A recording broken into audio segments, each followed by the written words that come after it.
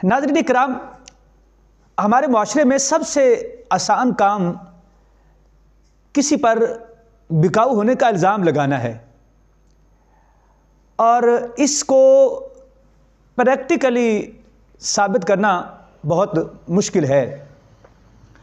हर एक दूसरे के बारे में ये दावा तो रखता है कि वो बिकाऊ है, लेकिन अपने बारे में कभी कोई गौर नहीं करता।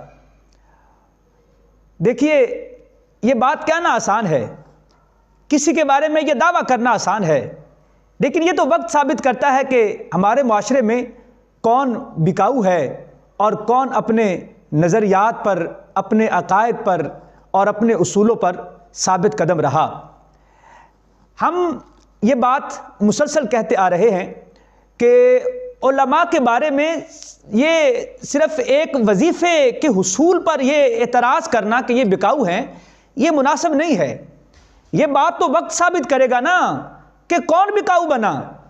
इस मुल्क में क्या कुछ नहीं हुआ, कितने सारे सानेहात हुए, कितने सारे इक़दामात ऐसे किए गए जो दीन के उसूलों को कुचलने वाले थे, तो वहाँ पर कितने लोगों ने आवाज़ को उठाया, कितने लोग मैदान में आए, किन्होंने हुकूमती इक़दामात के गलत होने की निशानदेही की। हर जगह हर दफ़ा मिंबर मेहराब ने अपना फरीज़ा सर अंजाम दिया और उसने मुआशरे की रहनुमाई की।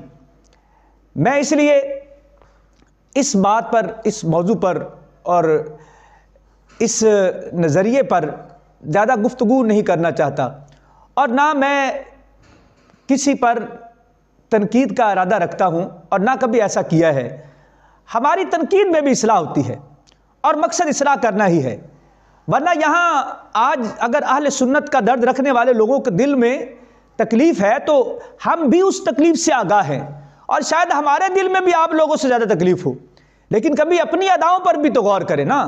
कभी ये दर्द रखने वाले ये भी तो सोचे कि आज अगर अहले सुन्नत पर यह इब्तिला आया है तो इसकी वजह क्या है। आज अगर हम इतनी कदगनों से गुजर रहे हैं, इतनी सख्तियों से गुजर रहे हैं, तो इसकी भी तो कोई वजूहात होंगी ना। और इसकी क्या वजूहात हैं, क्या मुहर्रकात हैं, मैं आपसे ज़्यादा इन मुहर्रकात को जानता हूँ। लेकिन मैंने पहले कहा कि मेरा मशरब, मेरी तरबियत ये नहीं है कि मैं नुक्ताचीनी करूँ, नाम ले लेकर मैं एतराज़ करूँ और उन सारी चीज़ों को मैं वाज़े करूँ, वरना मैं वो सारे मुहर्रकात समझता हूँ, सारी बातें समझता हूँ और जानता हूँ और बेहतरीन तरीके से बयान भी कर सकता हूँ।